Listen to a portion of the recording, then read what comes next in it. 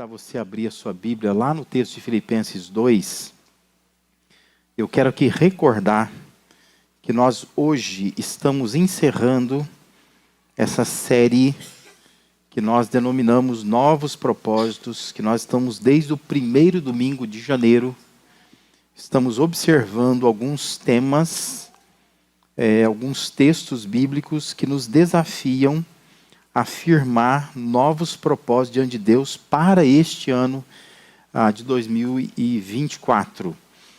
E nós separamos 8 propósitos, então você pode verificar aí, se você, como eu sempre digo, né, caso você tenha perdido algum desses, ou não viu nenhum desses, todos eles estão no nosso canal do YouTube, e também estão no podcast, né? Você pode só ouvir, se você preferir assim, ou você pode acompanhar, ver, visualizar as mensagens através do canal do YouTube. Então nós já falamos sobre colocar Deus em primeiro lugar, foi o nosso primeiro propósito.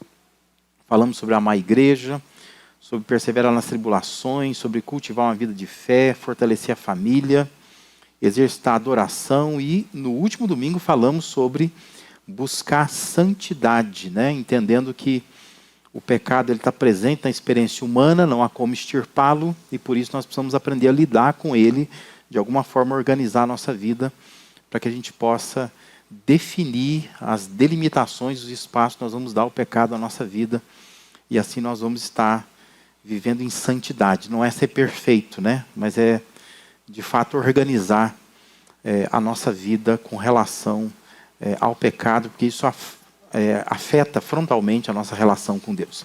E hoje nós vamos encerrar então com esse 8º propósito, que é impactar os outros. Na verdade, nós observamos todos esses propósitos, tentando assim olhar para nós e tentar nos corrigir, para que nesse último propósito a gente possa agora olhar para outras pessoas e pensar que a nossa vida só faz sentido se ela for vivida para outras pessoas. A vida ganha mais significado quando a gente vive não pensando apenas em nós. Nós estamos vivendo um tempo onde nós estamos sendo chamados a pensar em nós mesmos o tempo todo, né? A gente está focado em nós mesmos. Mas a Bíblia nos chama a também organizar a nossa vida nesse sentido, pensando que o sucesso e a produtividade da vida devem ser avaliados de acordo com o impacto sobre outras vidas. Isto é, o quanto a pessoa toca, afeta, encoraja, edifica, modifica a vida de outras pessoas. Você pode avaliar a sua vida só olhando para você, pensando nos seus resultados. Mas biblicamente, teologicamente, Deus ele quer que a gente possa avaliar a nossa vida pensando o quanto ela impacta a vida de outras pessoas. A vida ela tem muito mais significado quando nós conseguimos dimensionar dessa forma e não ficamos voltados apenas para nós mesmos. Filipenses 2, 14 a 16, o texto vai estar na tela aí, você pode acompanhar. Essa versão não é a versão da NVI, como eu sempre leio, mas é a versão chamada NVT, que é a nova versão transformadora, que diz assim: façam tudo sem queixas nem discussões, de modo que ninguém possa acusá-los. Levem uma vida pura e inculpável, como filhos de Deus, brilhando como luzes resplandecentes num mundo cheio de gente corrompida e perversa. Apeguem-se firmemente à mensagem da vida. Então, no dia em que Cristo voltar, me orgulharei de saber que não participei da corrida em vão e que não trabalhei inutilmente. Nós sabemos que quando Jesus aqui esteve, antes dele ser levado de volta aos céus, ele nos deixou uma missão muito clara e até certo ponto simples, que é a responsabilidade de fazer discípulos. Se você olhar na sua Bíblia, Mateus 28, 19 e 20, registra essa incumbência que a nós é dada. Quando Jesus lá diz assim: portanto vão e façam discípulos de todas as nações, batizando-os em nome do Pai, do Filho e do Espírito Santo. Ensine esses novos discípulos a obedecerem a todas as ordens que eu lhes dei, e lembrem-se disto: estou sempre com vocês até o fim dos tempos. Jesus falou depois de ressuscitado. antes de ser levado de volta aos céus. Ele nos deixou essa incumbência, essa missão. Por isso, esse é um propósito que nós devemos firmar. Deus quer que a nossa vida cause impacto sobre outras vidas. E assim o reino dele expande. Que nós vamos estar tocando outras vidas. Nós somos salvos para espalhar essa boa notícia do Evangelho. Tirando o foco de nós e nos preocupando com a vida de outras pessoas que estão carentes de serem libertas do poder, do peso, do pecado e precisam ser salvas por Jesus. Mas pensando nisso, o que nós precisamos entender para que possamos impactar outras pessoas? E deixa eu olhar para o texto de Filipenses 2 aqui e aplicar isso às nossas vidas, e poder sair daqui e pensar, nós vamos firmar esse propósito, e a partir dessa semana nós vamos pensar no ano todo, vamos tentar firmar esse propósito e viver esse propósito em nossas vidas. A primeira coisa que nós precisamos entender é o nosso papel. Ou seja, nós precisamos compreender o papel que a nós foi designado. Observe o que Paulo escreve aos Filipenses. Versículo 14, a primeira parte do versículo 15, ele diz: façam tudo sem queixas nem discussões, de modo que ninguém possa acusá-los. Levem uma vida pura e inculpável como filhos de Deus. Presta atenção numa coisa. A forma como eu e você vivemos impacta diretamente a vida de outras pessoas. Quando a gente fala de impactar vidas ou fazer discípulos, talvez a primeira coisa que vem à nossa mente é: eu preciso falar para as pessoas sobre o Evangelho, preciso comunicar o Evangelho às pessoas. Mas nós precisamos pensar que a nossa vida fala bastante. E às vezes a nossa vida fala tanto que as pessoas não podem ouvir o que nós falamos. Porque o que a nossa boca, o que o nosso discurso comunica, às vezes não tem a ver com aquilo que a nossa vida vive, demonstra, revela. Paulo estava clareando na mente daqueles cristãos qual era o papel deles. Ou seja, quando Deus ele quer atingir o mundo, ele conta com a minha e com a sua participação. E a nossa participação, o papel do cristão, é viver de uma forma que atraia outras pessoas, que encante outras pessoas. Nós não podemos viver uma vida que venha repelir outras pessoas, afastar outras pessoas. Mas Deus diz que o nosso papel é fazer as coisas sem ficar com muita reclamação e nem com muita discussão. Porque quando se faz assim, nós não somos atraentes para as pessoas. Pessoas que vivem reclamando e discutindo provocam pouco encanto. Ou seja, pessoas difíceis não facilitam o caminho de outros ao Evangelho. Compreende isso? Escreve isso aí, anota aí.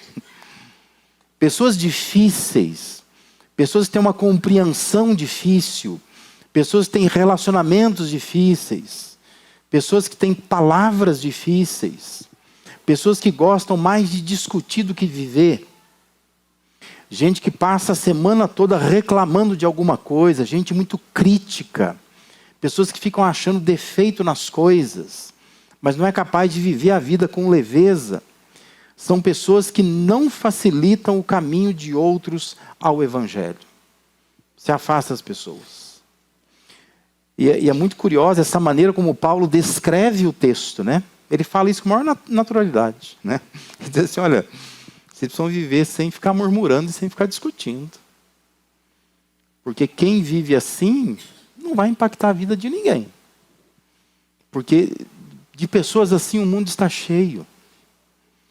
E o mundo não precisa de mais pessoas assim. O que o mundo precisa é de pessoas mais serenas, pessoas que cultivam bons relacionamentos, gente que discute menos e faz mais, gente que murmura menos e se prontifica mais, pessoas que têm algum projeto na vida, que têm algum tipo de brilho, de encanto, que possa, de fato, atrair as pessoas. Mas ser como todo mundo não encanta ninguém. Por isso, guarda isso no teu coração. Pessoas difíceis não facilitam o caminho de outros ao Evangelho. Você quer entender o seu papel no projeto do reino de Deus, você tem que firmar esse propósito. Eu preciso impactar a vida de outras pessoas. E eu participo nisso, vivendo de uma forma que não venha afastar as pessoas daquilo que Deus quer para a vida delas. Dizem que foi o Billy Graham quem disse: nós somos as Bíblias que o mundo está lendo. Nós somos os sermões que o mundo está prestando atenção. Às vezes você até já presenteou alguém com uma Bíblia. Talvez você já encaminhou o link de um sermão para alguma pessoa, para que ela ouvisse aquele sermão. Mas é bom a gente se atentar ao que Billy Graham dizia. Ele dizia que nós somos as Bíblias que o mundo está lendo. Nós somos os sermões que o mundo está prestando atenção. Ninguém vai abrir o link que você mandar, se a sua vida não tiver algum tipo de encanto, algum tipo de atração. Ninguém vai ler a Bíblia que você presentear, se a sua vida não for uma vida que realmente impressione outras vidas.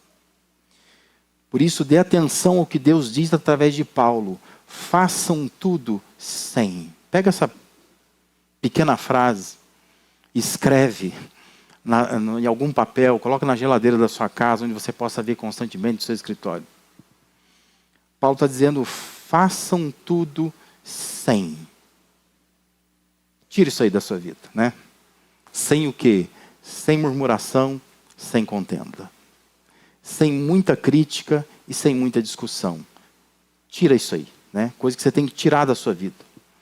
Nosso papel é tirar tudo o que atrapalha o nosso testemunho. Você tem que dizer para você mesmo: eu preciso viver sem essas coisas. Porque essas coisas estão encobrindo o meu testemunho. A forma como se vive pode encobrir essa luz que em nós deveria brilhar. É exatamente nesse sentido que Jesus pregou lá no Sermão do Monte, né? Mateus 5, 15, 16, diz assim: não faz sentido acender uma lâmpada e depois colocá-la debaixo de um cesto. Pelo contrário, ela é colocada num pedestal, de modo de onde ilumina todos os que estão na casa. Da mesma forma, as suas boas obras devem brilhar, para que todos as vejam e louvem seu Pai que está no céu. Não faz sentido você dizer que eu sou crente, eu vou numa igreja, eu fico o ano todo aprendendo coisas, eu sou inscrito no canal da igreja, eu anoto os sermões, eu leio a minha Bíblia, eu leio livros que falam sobre Deus. Mas o que adianta tudo isso se você pega tudo isso e enfia debaixo de uma vida que é uma vida que não encanta? Que as pessoas olham assim e pensam: eu nunca vou na igreja dessa pessoa. Eu nunca vou dar atenção para aquilo que ela fala. Porque a vida dela é a Bíblia que eu leio. A vida dela é o sermão que eu escuto. A pessoa não vai ouvir nada, porque ela vai entender assim que você não está fazendo o seu papel. Por isso é importante entender o nosso papel. Nós precisamos viver de uma forma que as pessoas sejam atraídas para Deus. Isso é se preocupar um pouco mais com o que nós estamos passando para os outros. Porque nós vivemos um tempo que a gente diz assim: eu não estou nem aí porque os outros pensam de mim. Deveria preocupar. O crente deveria preocupar. Qualquer pessoa pode dizer isso. Mas nós não. Nós deveríamos nos preocupar o que as pessoas pensam de nós. Como que elas olham para nós. Porque nós temos um papel a cumprir nesse mundo. Nós precisamos atrair pessoas para Jesus. Avalie se sua vida cumpre esse papel. O que a sua vida comunica? O que os seus comportamentos comunicam? O que as suas postagens comunicam, sabe? Aquelas fotinhas que você põe lá, aqueles vídeos que você compartilha. O que aquilo comunica? Aquilo está atraindo pessoas para Deus, de fato? O que a sua postura no trabalho comunica? Sua ética profissional comunica? O que seu convívio em casa comunica? O que a sua forma de tratar as pessoas está comunicando? Se não comunica algo que atrai as pessoas para Deus, você não está cumprindo o seu papel. Porque você não foi chamado para isso. Deus não te salvou para isso. Porque mais uma vez eu digo, você é a Bíblia que as pessoas estão lendo. Você é o sermão que as pessoas estão escutando. Você está na frente, muitas vezes, de Deus. Você está encobrindo Deus. Você está impedindo as pessoas de enxergarem Deus. Porque a sua vida está falando tão alto que as pessoas não conseguem ver o Deus que está atrás de você, por trás de você. Porque às vezes nós não entendemos a nossa participação no reino de Deus, na expansão do reino de Deus. As pessoas precisam olhar para nós, elas precisam louvar, elas têm que glorificar a Deus. É isso que Jesus ensinou no Sermão do Monte. Elas têm que ver as nossas obras e dizer, olha, glorificado seja Deus pela vida que essa pessoa leva. O jeito que ela vive, o jeito que ela fala, a maneira como ela enfrenta as provações, a forma como ela conversa e trata com os vizinhos, a maneira como ela trata o marido dela, a mulher dele, a maneira como essa pessoa trabalha, o cuidado que ela tem com as suas redes sociais, com as fotos que posta, com aquilo que ela escreve, com aquilo que ela compartilha, com as coisas que ela critica, o jeito que ela lida com o dinheiro dela, o jeito que ela paga as contas dela fielmente. Quando você faz tudo isso, diz que Deus é enaltecido. E as pessoas vão olhar para isso e dizer, essa Bíblia eu estou lendo, esse sermão eu estou escutando. Porque esse é o meu papel e esse é o seu papel. Amém? Essa é a primeira coisa. Se você quer firmar o propósito de impactar outros durante esse ano, você vai ter que pensar, qual é o meu papel? Em segundo lugar, nós precisamos pensar qual é o plano. Qual é o plano? Se eu tenho o papel que eu tenho, em que plano que é?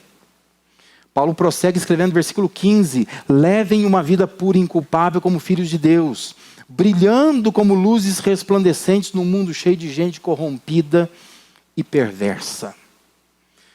Qual o plano Jesus tinha quando Jesus resolveu começar a igreja? Qual o plano? Responda aí, para você mesmo. Que plano Jesus tinha? O plano de Jesus era construir um templo todo equipado. Esse era o plano de Jesus. Foi por isso que ele batalhou em 3 anos de ministério aqui. Ele queria construir um templo gigante, espetacular, bonito, suntuoso, cheio de pompas. É isso que Jesus queria. Esse era o projeto de Jesus. Era o plano dele. Jesus queria criar um programa atraente. É isso que ele queria. Criar algo assim que chamasse a atenção das pessoas, um programa maravilhoso, com luzes acendendo, apagando, fumaça saindo de baixo. Teatro, dança, música. Esse era o programa que Jesus queria criar, era o plano dele. O plano de Jesus era organizar um espetáculo de milagres, um show de feitos extraordinários. Qual era o plano de Jesus? Quando Jesus resolveu começar a igreja, o plano dele, sabe qual foi? Eu vou investir em 12 homens. E esses 12 homens vão viver uma vida encantadora. E eles vão atrair pessoas para Jesus. Ó, esse era o plano dele. Mas Senhor, e aquele templo? E o som, e o multimídia, e a fumaça, a luz, o espetáculo, o milagre. Aquelas faixas chamando as pessoas, não vai ter? O plano dele foi simples. Eu vou dedicar minha vida a 12 homens. Eu vou discipular esses homens. Eu vou ensinar esses homens a viver de uma forma que outras pessoas vão querer seguir a mim por causa deles. Esse era o plano dele. Não há dúvidas que Deus possa salvar o mundo sozinho. Eu acho que você não tem dúvida disso. Mas Deus decidiu usar pessoas como eu e você para alcançar o mundo perdido. Deus pode salvar o mundo. Ele não precisa de mim, não precisa de você. Mas Ele decidiu que seria assim. Eu vou investir em pessoas e pessoas vão salvar pessoas. O E.M. Bounds, ele escreveu que Deus ele não unge métodos. Ele unge homens. Nós estamos à procura de melhores métodos. Deus está à procura de melhores homens. Entenda isso. O reino de Deus não se expande porque nós vamos ter templos melhores, som melhor, cantores melhores. Não é por isso que o reino de Deus vai expandir. O reino de Deus vai expandir quando as pessoas viverem uma vida melhor, mais parecido com aquilo que Jesus pregou. Deus não unge métodos, Deus unge homens. Jesus sozinho começou essa igreja, com 12 homens improváveis.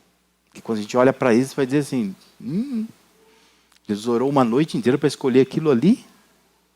Mas Ele investiu naqueles 12 homens. Todos eles faziam parte do plano de Deus, inclusive o Judas. Ele trabalhou direitinho.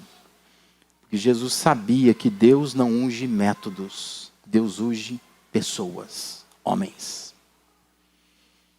Jesus disse que nós devemos ser sal da terra. Mas ele fala assim lá em Mateus 5,13, se o sal perder o sabor, para que servirá?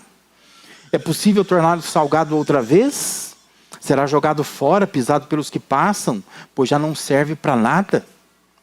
Jesus diz, vocês são luz do mundo.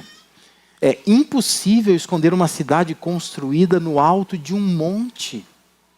O plano de Deus é nos usar como luzes. Por isso Paulo escreveu, levem uma vida pura e inculpável como filhos de Deus, brilhando como luzes resplandecentes, num mundo cheio de gente corrompida e perversa. O plano de Deus não é consertar o mundo, para que então nós vamos viver num mundo perfeito. Não é esse o plano de Deus. O plano de Deus é, o mundo vai continuar sendo um mundo cheio de gente corrompida e perversa. Mas a igreja dele vai ser a luz brilhando nessa escuridão. Entende isso? Então o seu esforço não é para consertar as pessoas lá fora. Mas o seu esforço tem que ser como uma estrela. Entender assim, eu fui chamada para iluminar um céu escuro. A palavra grega usada no texto de Paulo é exatamente a palavra para estrela. Deus nos escolheu como estrelas para brilhar num céu escuro desse mundo.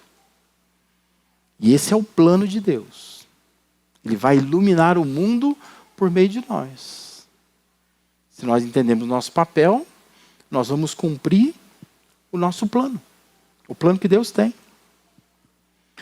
Faça o propósito de impactar pessoas, entendendo que o plano de Deus é usar você como uma luz que brilha no mundo escuro. Não fique esperando o mundo clarear. O mundo vai continuar sendo escuro. O mundo vai continuar sendo cheio de gente corrompida e perversa. O seu papel é brilhar neste mundo escuro. Porque tem gente perdendo tempo, energia, escrevendo texto na internet, tentando consertar o mundo. Bobagem. Não perca tempo com isso. O seu papel não é este. O seu papel não é militar, para que você possa conseguir de alguma forma alterar as cores desse mundo. Deus diz que o mundo vai continuar sendo escuro, cheio de gente corrompida e perversa. O seu papel é brilhar nesse mundo. Olhe mais para a sua vida e como que a sua vida pode ser essa luz que brilha para iluminar esse mundo escuro. Do que ficar olhando para o mundo e tentando criticar o mundo, consertar o mundo e ver como que o mundo poderia viver de uma forma melhor. Esse não é o seu papel. O seu papel é brilhar. E o plano de Deus é: você vai brilhar. Ele chama pessoas para brilhar. Estrelas num céu escuro. Essa é a sua vida, de segunda a segunda. É isso que você deve fazer. Estou trabalhando, mas eu sou uma estrela brilhando num céu escuro. Ei, mas lá todo mundo é corrompido. Lá ninguém quer pagar imposto. Lá o pessoal tá mentindo. O pessoal está arrumando atestado para faltar no trabalho. Mas você é uma luz brilhando num céu escuro. Ih, mas lá fora o pessoal não dá nota fiscal, o pessoal é assim. Mas você é uma luz brilhando num céu escuro. Entenda isso. Não é o dia que o país mudar, que as leis mudarem, porque tem gente brigando para isso, né? Vamos mudar as leis do país para nos ajudar mais. Não precisa disso. O que Deus precisa, o plano de Deus é: você vai brilhar num mundo escuro. E precisa pagar o preço que for para isso. Mas brilhe nesse mundo escuro. Porque este é o plano de Deus. Pegar cada um de nós e nos tornar estrelas num céu escuro desse mundo. E o nosso papel é a gente viver de uma forma que a gente cumpra esse plano. Para que a gente brilhe num mundo de escuridão. Em terceiro lugar, o que mais nós precisamos entender para que possamos impactar outros? Nós precisamos entender o processo. Paulo ainda escreve, versículo 16, apeguem-se firmemente à mensagem da vida. Algumas versões traduziram a palavra da vida. Então, no dia em que Cristo voltar, me orgulharei de saber que não participei da corrida em vão, que não trabalhei inutilmente. A nova tradução da linguagem de hoje traduziu assim: entregando a elas a mensagem da vida. Nosso papel é viver de uma forma a tirar tudo que atrapalhe que a nossa luz brilhe. Por entendermos que o plano de Deus é usar a nossa vida como um farol, uma estrela que brilha no mundo escuro. Mas o processo, isto é, o meio pelo qual as pessoas serão impactadas por nós, tem a ver com a palavra de Deus, com a mensagem de Deus. O quanto estamos apegados a essa palavra, rendidos a ela, a ponto que o nosso modo de viver seja a entrega de uma mensagem de vida. É isso que Paulo está dizendo. Porque você não vai brilhar no mundo escuro se você confiar no seu poder, no seu potencial. Ele está dizendo, você vai entregar a essas pessoas uma mensagem da vida, que é a sua vida. Você vive isto. É a palavra encarnada em você. Porque lembra, você é a Bíblia que as pessoas estão lendo. Talvez seja a única Bíblia que elas vão ler na vida inteira. Elas nunca vão folhear uma Bíblia, nunca vão acessar um versículo. Mas elas têm acesso à sua vida. E essa responsabilidade nós precisamos ter. Porque esse é o processo de Deus. Significa que mais que um discurso bonito, mais do que argumentos bem elaborados, mais do que dogmas que convencem, é um exemplo do que a palavra de Deus pode fazer na vida de alguém. É isso que vai mudar o mundo. Porque às vezes a gente acha assim, o que vai mudar o mundo? Vai mudar o mundo se a gente tiver um discurso bonito. Isso não vai mudar o mundo.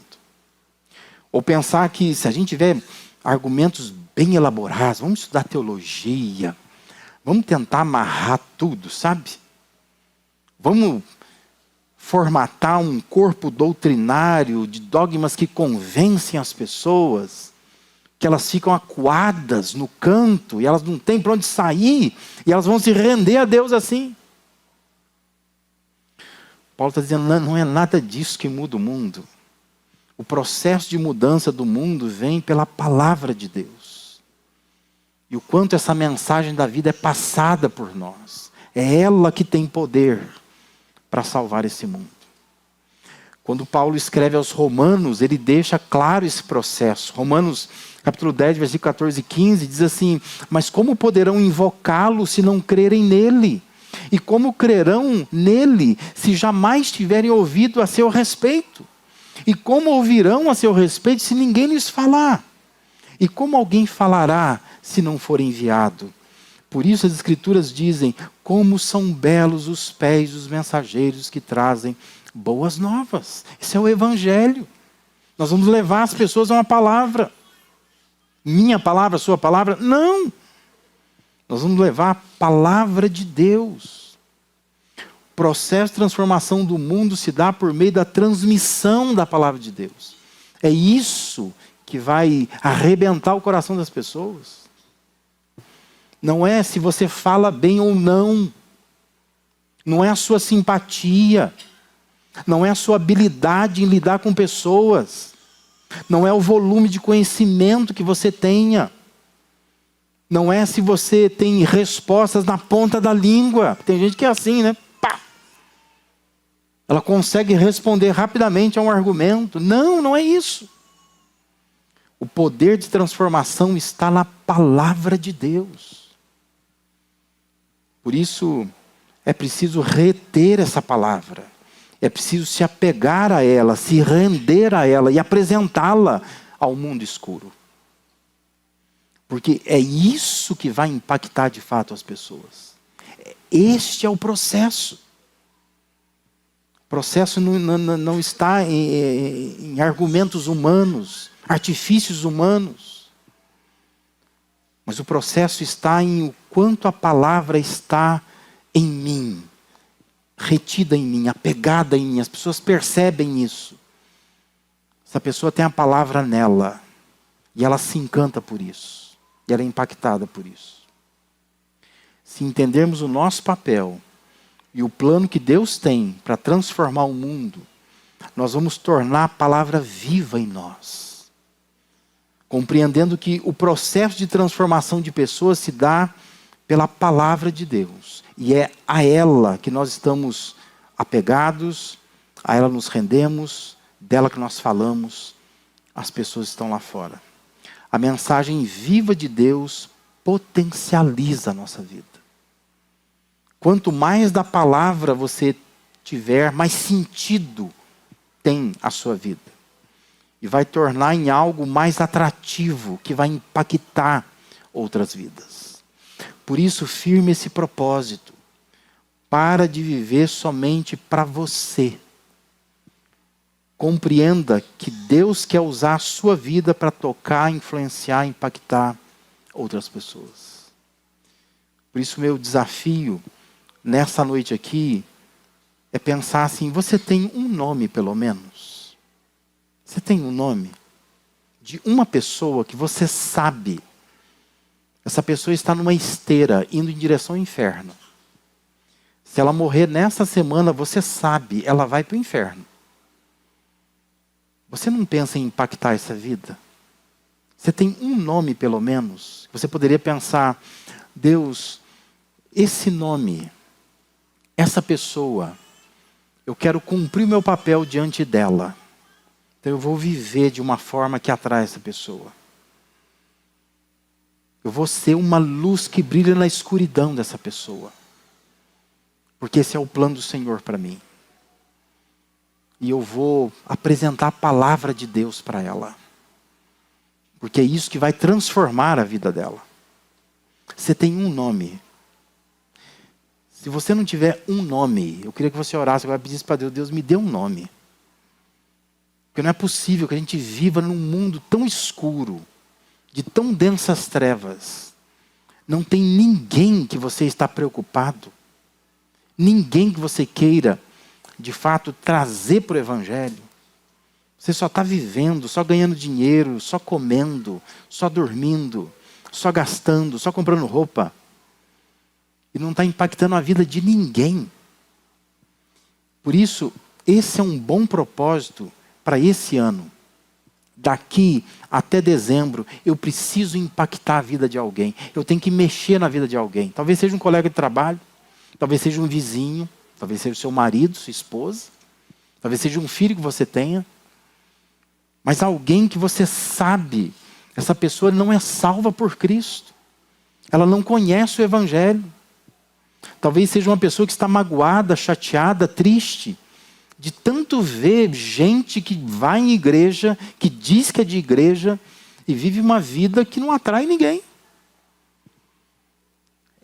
É uma pessoa assim que você deveria buscar e pensar: eu vou cumprir o meu papel. Eu vou cumprir o plano de Deus na vida dessa pessoa. Você é um farol, uma luz que brilha nesse mundo escuro que ela está. E eu vou me apegar à palavra. Eu vou me render à palavra, porque eu quero falar para ela da palavra. Não é o meu argumento. Não é a minha lábia. Não é o meu poder de convencimento. Não é o meu jeitinho especial. Mas é a palavra de Deus que vai quebrar o coração dessa pessoa. Mas eu vou investir nela esse ano. Fico pensando aqui comigo, se 50 de nós fizermos isso, em dezembro nós teremos mais 50 pessoas salvas por Jesus. Não sei se vai estar aqui, essa não é a minha preocupação. Pode estar numa outra igreja, pode estar num outro lugar. Mas a minha preocupação é se essa pessoa vai conhecer o Evangelho. Se ela vai ser impactada pela sua vida. Que por onde ela andar, onde ela estiver, ela vai mencionar o seu nome. Ela vai dizer assim: olha, eu devo a minha vida a essa pessoa. Porque essa pessoa cumpriu o seu papel nessa terra. Essa pessoa cumpriu o plano de Deus. E ela fez de mim o alvo daquele ano de 2024. E ela trabalhou na minha vida. E ela mostrou a palavra de Deus para mim. E a minha vida mudou por causa dela. Vamos pensar nisso? Qual é o nome? Que nome você traz? Quem é a pessoa? Que talvez Deus esteja te incomodando para que você ore mais por ela. Para que você fale mais com ela. Para que você converse mais com ela. Saia mais com ela. Se aproxime dela. E intencionalmente você possa impactar, tocar, modificar a vida dessa pessoa.